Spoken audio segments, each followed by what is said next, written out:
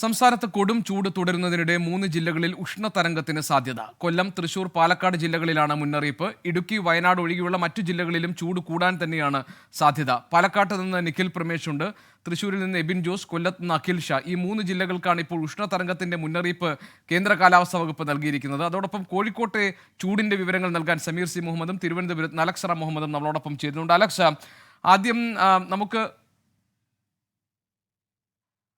ഞാൻ അലക്സിലേക്ക് വരാം. ആദ്യം പാലക്കാട്ടെ ചൂട് എത്രയുണ്ടെന്ന് നിഖിലിനോട് ചോദിക്കട്ടെ. നിഖിൽ, പാലക്കാട്ട് നിലവിലെ സാഹചര്യം എന്താണ്? ഉഷ്ണതരംഗം ഉണ്ടായിട്ടുണ്ടെന്ന് ആദ്യം ഡിറ്റക്ട് ചെയ്തിരിക്കുന്നത് പാലക്കാടാണ്. ഉഷ്ണതരംഗ സാധ്യത ഇപ്പോഴും നിലനിൽക്കുന്നുണ്ട് പാലക്കാട് ജില്ലയിൽ എന്നാണ് കേന്ദ്ര കാലാവസ്ഥാ വകുപ്പ് പറയുന്നത്. അത്യുഷ്ണമാണോ അവിടെ? തീർച്ചയായിട്ടും ഗോപി, പകൽ സമയങ്ങളിൽ പ്രത്യേകിച്ച് 11 മണി മുതൽ 3 മണി വരെയൊക്കെ വളരെയധികം ചൂടാണ് അനുഭവപ്പെട്ടുകൊണ്ടിരിക്കുന്നത്. പുറത്ത് ജോലി ചെയ്യുന്ന ആളുകൾക്കാണ് പ്രത്യേകിച്ച് ഇത് ഏറ്റവും കൂടുതൽ ദോഷകരമായി ബാധിക്കുന്നത്.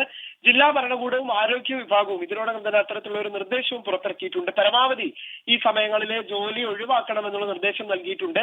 കാരണം ജില്ലയിൽ കഴിഞ്ഞ ഒരാഴ്ചക്കിടെ 2 പേരാണ് ഈ അമിത ചൂടിനെ തുടർന്ന് മരിച്ചത്. ഒരാൾ നിർജ്ജലീകരണം മൂലവും ഒരാൾ സൂര്യാഘാതവും ഏറ്റാണ് മരിച്ചത്. ഈ പശ്ചാത്തലത്തിലാണ് ഇത്തരത്തിലുള്ള ഒരു നിർദ്ദേശം നൽകിയിരിക്കുന്നത്. കേന്ദ്ര കാലാവസ്ഥാ വകുപ്പ് ഇന്ന് വരെയാണ്, അത് 28 വരെയാണ് ഉഷ്ണതരംഗം ജില്ലയിൽ സ്ഥിരീകരിച്ചിട്ടുള്ളെങ്കിലും അതൊരു പക്ഷേ കൂടുതൽ ദിവസത്തേക്ക് അത് നീട്ടാനുള്ള സാധ്യതയുണ്ട് എന്നാണ് ഇപ്പോൾ മനസ്സിലാക്കുന്നത്. കാരണം ആ തരത്തിലുള്ള ചൂടാണ് ഓരോ കേന്ദ്രങ്ങളിൽ നിന്നും, ജില്ലയിലെ തന്നെ ഓരോ വെതർ സ്റ്റേഷനുകളിൽ നിന്നും അത്തരത്തിലുള്ള അപ്ഡേറ്റുകളാണ് പുറത്തു വരുന്നത്.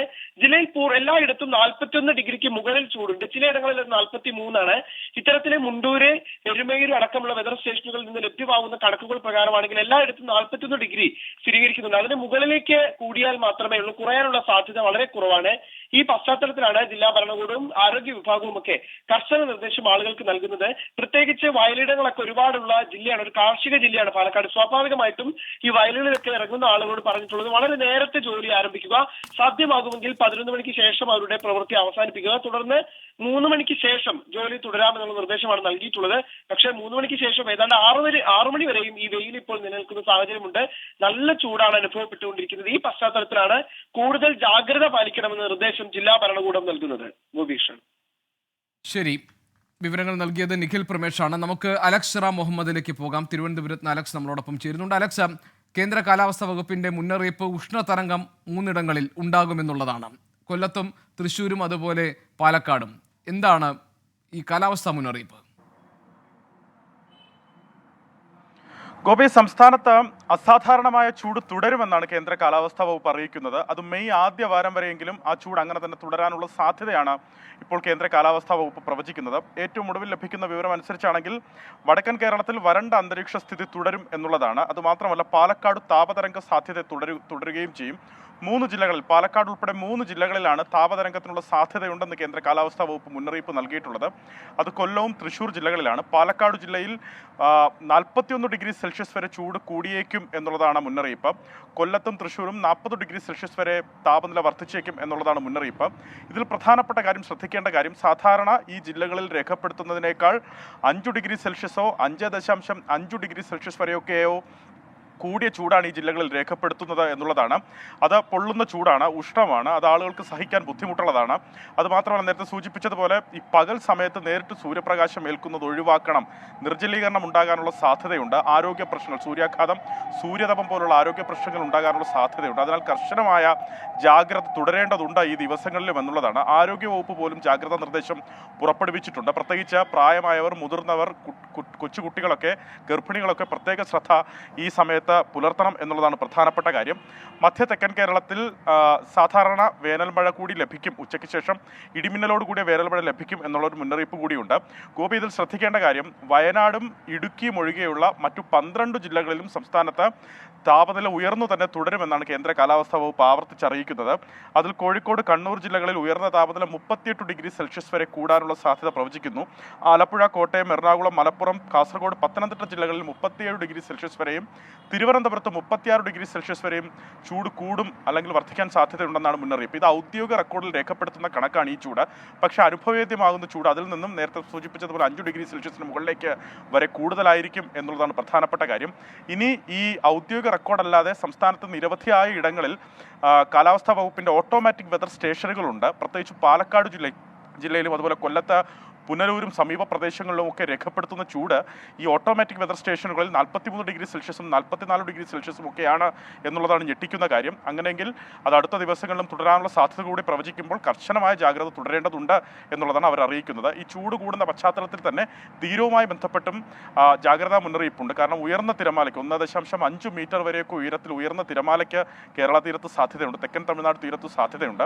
അതിനാൽ കർശനമായ ജാഗ്രത ഈ ഉയർന്ന തിരമാലയ്ക്കൊപ്പം കടലാക്രമണത്തിനും സാധ്യതയുള്ളതിനാൽ തീരദേശവാസികളും മത്സ്യത്തൊഴിലാളികളും കൂടി ജാഗ്രത തുടരേണ്ടതുണ്ട്. ഗോപി, അലക്സ്, ഏതായാലും ശാസ്ത്ര ഗ്രന്ഥകാരൻ, ശാസ്ത്ര നിരീക്ഷകൻ ശ്രീ രാജഗോപാൽ കമ്പത്ത് നമ്മളോടൊപ്പം ഉണ്ട് ടെലിഫോൺ ലൈനിൽ. ഈ ഒരു പുതിയ സാഹചര്യം എങ്ങനെയാണ്, അതിൻ്റെ ഒരു ശാസ്ത്രീയമായ വിശദീകരണം എന്താണ് നമുക്ക് നോക്കാം. ശ്രീ രാജഗോപാൽ കമ്പത്ത്, താങ്കൾ കേൾക്കാമല്ലോ അല്ലേ? അതെ അതെ കേൾക്കാം സർ, ഇത് ഈ കേരളത്തിൽ ഇത് ആദ്യത്തെ അനുഭവമാണോ ഈ ഉഷ്ണതരംഗം എന്ന് പറയുന്നത്? അതെ അതെ. അപ്പോൾ അതിൽ നമ്മൾ എന്തൊക്കെ കാര്യങ്ങളാണ് നമ്മൾ ശ്രദ്ധിക്കേണ്ടത്? ഇപ്പോൾ 3 ജില്ലകളാണ് കേന്ദ്ര കാലാവസ്ഥാ വകുപ്പ് മുന്നറിയിപ്പ് നൽകിയിരിക്കുന്നത്, 3 ജില്ലകൾക്കാണ്. എന്തൊക്കെ കാര്യങ്ങളാണ് നമ്മൾ ശ്രദ്ധിക്കേണ്ടത്? ഇതിനകത്ത് നമ്മൾ മനസ്സിലാക്കേണ്ട ഒരു കാര്യം, നമ്മൾ സാധാരണ അനുഭവിക്കുന്ന ചൂടിൽ നിന്നും 4 മുതൽ 5 ഡിഗ്രി വരെ ചൂട് പലയിടങ്ങളിലും അനുഭവപ്പെട്ടു തുടങ്ങിയിട്ടുണ്ട്. അപ്പോൾ ഇത്തരത്തിലൊരു ചേഞ്ച് വന്നു കഴിഞ്ഞാൽ അത് ഉഷ്ണതരംഗത്തിന്റെ സാധ്യതയാണ് സൂചിപ്പിക്കുന്നത്. നമ്മൾ നേരത്തെ തന്നെ ഏകദേശം 3-4 മാസം മുൻപ് തന്നെ ഇതിന്റെ സൂചനകൾ കണ്ടു തുടങ്ങിയിരുന്നു. കാരണം സോളാർ മാക്സിമം എന്ന് പറയുന്ന സൂര്യന്റെ ഏറ്റവും തീവ്രമായൊരു അവസ്ഥയാണ്. അതിന്റെ ഒപ്പം തന്നെ മറ്റ് ഈ പ്രാദേശികമായിട്ടുള്ള ടെറൈനിലെ മാറ്റങ്ങളും ഇതിനൊരു കാരണമായിട്ട് വന്നിട്ടുണ്ട്. നമ്മുടെ കൂടുതൽ പച്ചപ്പില്ലാതായി, അതുപോലെ തന്നെ മണ്ണില്ലാതായി, അങ്ങനെയൊക്കെ. പിന്നെ അതിനകത്ത് പ്രധാനമായിട്ട് ഞാൻ ഒബ്സർവ് ചെയ്ത ഒരു കാര്യം എന്ന് പറയുന്നത്, ഇന്ത്യ മഹാസമുദ്രത്തിന്റെ ഉപരിതല താപനില വളരെയധികം വർദ്ധിച്ചു എന്നുള്ളതാണ്. പറഞ്ഞാൽ വിശ്വസിക്കില്ല, ചിലയിടങ്ങളിൽ 34 ഡിഗ്രി വരെ സമുദ്രത്തിന്റെ താപം കൂടിയിട്ടുണ്ട്.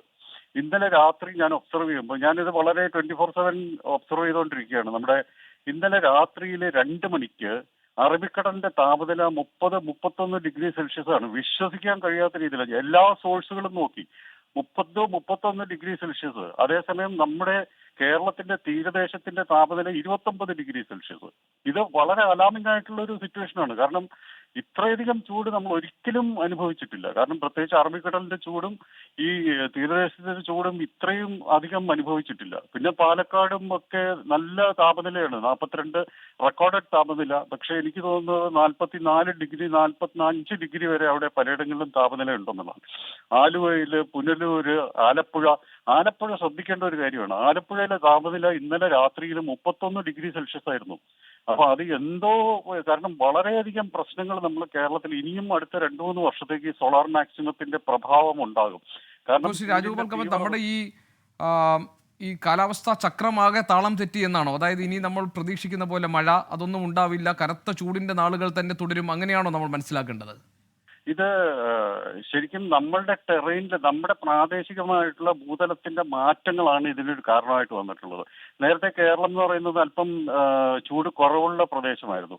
ഇപ്പോഴത്തെ കാര്യം അതിന്റെ ഒരു കാരണം എന്ന് പറയുന്നത് പച്ചപ്പുണ്ടായിരുന്നു. പച്ചപ്പ് മാത്രമല്ല, മണ്ണ് വിസിബിൾ ആയിരുന്നു. മണ്ണെന്ന് പറയുന്നത് വെറും മണ്ണല്ല, അവിടെ സൂക്ഷ്മജീവികളുണ്ട്, അതിൽ ഈർപ്പമുണ്ട്, പിന്നെ ചെറു സസ്യങ്ങൾ, നമുക്ക് കാണാൻ വയ്യാത്ത തരത്തിലുള്ള സസ്യങ്ങൾ മണ്ണിലുണ്ട്. അപ്പൊ ഇതൊക്കെ നമ്മുടെ ഈ ചൂടിനെ തടഞ്ഞു നിർത്തുന്ന ഒന്നായിരുന്നു. അത് റേഡിയേറ്റ് ചെയ്യത്തില്ല. ഇപ്പോ മണ്ണുണ്ടെങ്കിൽ, കൂടുതലുണ്ടെങ്കിൽ എങ്ങനെയാണ് സഹാറയിൽ ഇത്രയും ചൂട് കൂടുന്നതെന്ന് ഒരു ചോദ്യം വന്നേക്കാം. പക്ഷെ അവിടെ സസ്യങ്ങളില്ല, മണ്ണിൽ സസ്യങ്ങളില്ല. കേരളത്തിന്റെ ഒരു പ്രത്യേകത എന്ന് പറയുന്നത് 6 മാസം മഴ പെയ്ത് കഴിയുമ്പോൾ മണ്ണിൽ മുഴുവൻ സസ്യങ്ങളും സൂക്ഷ്മജീവികളും ഉണ്ട്. അതൊക്കെ ജലത്തിലാണ്. അതിന്റെ 70% ജലമാണ്. അപ്പൊ ഈർപ്പം മണ്ണിൽ എപ്പോഴും ഉണ്ടാകും. പക്ഷെ ഇപ്പം മണ്ണില്ലാതായി. മണ്ണിന് പകരം താറും കോൺക്രീറ്റുമായി. അതാണ് പ്രധാനപ്പെട്ട ഒരു കാരണം. ഈ ചൂട് ക്യുമുലേറ്റീവ് വർധനമാണ്. അതായത് നമ്മുടെ കോൺക്രീറ്റിലേക്ക് ചൂട് ആഗിരണം ചെയ്യും. നല്ല താപമുള്ളപ്പോൾ ആഗിരണം ചെയ്യുകയും അത് അതേപടി തുടർന്ന് രാത്രിയിൽ റേഡിയേറ്റ് ചെയ്യുകയും ചെയ്യും.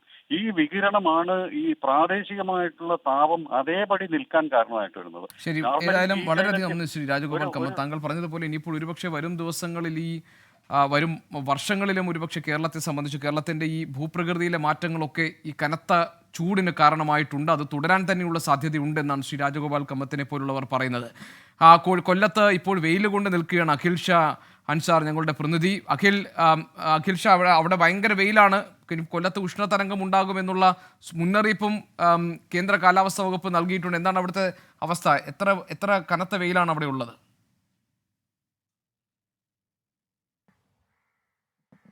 ഗോപികൃഷ്ണൻ, നേരത്തെയൊക്കെ നമ്മൾ പറഞ്ഞതുപോലെ രാവിലെ 11 മണി മുതൽ അത് കൂടുതൽ ശ്രദ്ധിക്കണം എന്നുള്ള കാര്യമാണ് ആരോഗ്യവകുപ്പും അതുപോലെ തന്നെ ജില്ലാ ഭരണകൂടവും ഒക്കെ നൽകിയ നിർദ്ദേശം എന്നുള്ളത്. പക്ഷേ രാവിലെ 9 മണി മുതൽ തന്നെ കൊല്ലം ജില്ലയിൽ കനത്ത ചൂടാണ് അനുഭവപ്പെടുന്നത്. ഞാനിപ്പോൾ ഉള്ളത് ഈ കൊല്ലം ബീച്ച് ഭാഗത്താണ്. തീരദേശത്താകെ കനത്ത ചൂടാണ് അനുഭവപ്പെടുന്നത്. ഇടയ്ക്കൊക്കെ ചില മഴക്കോളുകളൊക്കെ വരുന്നുണ്ടെങ്കിൽ പോലും വീണ്ടും വെയിൽ പൂർവാധികം ശക്തിയോടുകൂടി സൂര്യൻ ഇങ്ങനെ തിളച്ചു മറിയുന്ന ഒരു കാഴ്ചയാണ് നമുക്ക് ഇവിടെയൊക്കെ കാണാൻ സാധിക്കുന്നത്. ഈ പുറത്തേക്കൊന്നും ആളുകൾ ഇറങ്ങാത്തൊരു സാഹചര്യവും നിലവിലുണ്ട്. ആളുകളൊക്കെ 9 മണിക്ക് മുൻപ് തന്നെ അവരുടെ ആവശ്യങ്ങളൊക്കെ തീർത്ത് വീടുകൾക്കുള്ളിലേക്ക് കയറിയിട്ടുണ്ട്. പ്രത്യേകിച്ച് ഇന്ന് ഞായറാഴ്ചയാണ്, അതുകൊണ്ട് തന്നെ പുറത്തേക്ക് ആളുകൾ ഇറങ്ങുന്നില്ല. എന്തായാലും വലിയ രീതിയിലുള്ള ജാഗ്രതാ നിർദ്ദേശം ജില്ലാ ഭരണകൂടം ജനങ്ങൾക്ക് നൽകുന്നുണ്ട്. കാര്യം ഈ ഉഷ്ണതരംഗത്തിനുള്ള സാധ്യത, പ്രത്യേകിച്ച് ചൂട് 40 ഡിഗ്രിയായി ഉയരാനുള്ള സാധ്യതയാണ് കേന്ദ്ര കാലാവസ്ഥാ വകുപ്പ് മുന്നറിയിപ്പ് നൽകുന്നത്. ഒപ്പം സാധാരണയേക്കാൾ 5 ഡിഗ്രി മുതൽ ചൂട് ഉയരാനുള്ള സാധ്യതയും കൊല്ലത്ത് ഈ കാലാവസ്ഥാ വകുപ്പ് പ്രവചിക്കുന്നുണ്ട്. എന്തായാലും കനത്ത ജാഗ്രതാ നിർദ്ദേശം, ജനങ്ങൾ കൂടുതൽ ജാഗ്രതരായിരിക്കണം, വെള്ളം ഇടയ്ക്കിടയ്ക്ക് കുടിക്കണം തുടങ്ങിയ വലിയ മുന്നറിയിപ്പുകൾ നൽകുന്നത്. ഒപ്പം